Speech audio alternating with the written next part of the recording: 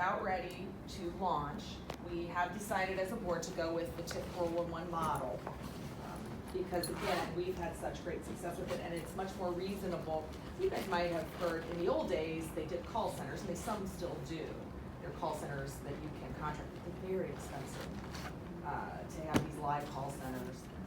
It will be $12,000, which will cover a 2-year period of county-wide availability for TIP 411 Crime Stoppers. So, what we're still looking for, the board wants to see if we can pay $6,000 out of the board funds, retaining $6,000 for rewards, and we're looking for seed money and or support for additional $6,000 for this first 2 years. The hope is, and I think it's very realistic, once we're up and we're running, it'll become a self-sustaining 501c3. It's difficult right now because trying to go to foundations, we're not, we don't have our contract with TIP 411 yet. Another funding source that I've been asked to explore, and it is legal and some of the other counties do it, is a very small surcharge on court cases. Any entity that wants to be on board can come on board. It's $600 for 2 years, so $300 a year for a law enforcement entity to join the Crime Stoppers, and that gives you your own drop-down line. So you go to the Crime Stoppers website, say, I want to make a tip, and I know where it should go, Jackson PD. They'll have a drop-down box. Click, here's my tip. So anyway, that's sort of, in a nutshell, what we've been up to. We are established, we have raised some money.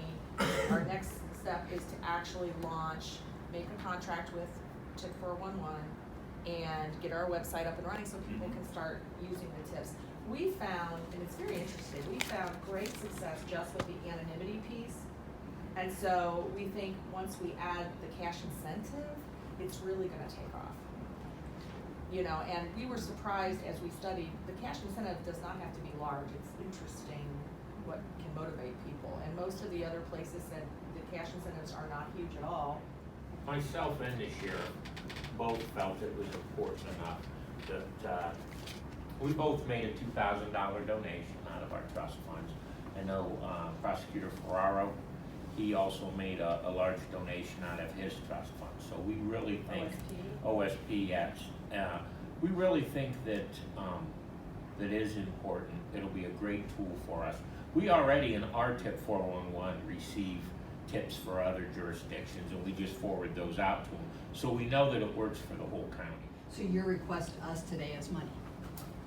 Pretty much. Let's just cut to the quick. Okay, and so my other question is, I assume that's what you were asking for, is what happens after the 2 years?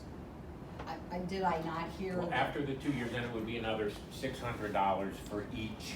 The $6,000 or the $12,000 is the startup cost to build the website, to get everything up and running, and then we paid that when we started. It wasn't. Well, there will still be a cost. If we had a tip system and we were paying out public funds, through that and not through this, then there has to be a record. The auditor isn't going to give me cash to go. And just so you can know how we would operate, it's really a cool system. TIP 411, when you call in, of course, you're totally anonymous, but you get assigned a tip number, a randomly, assigned tip number. They have that tip number.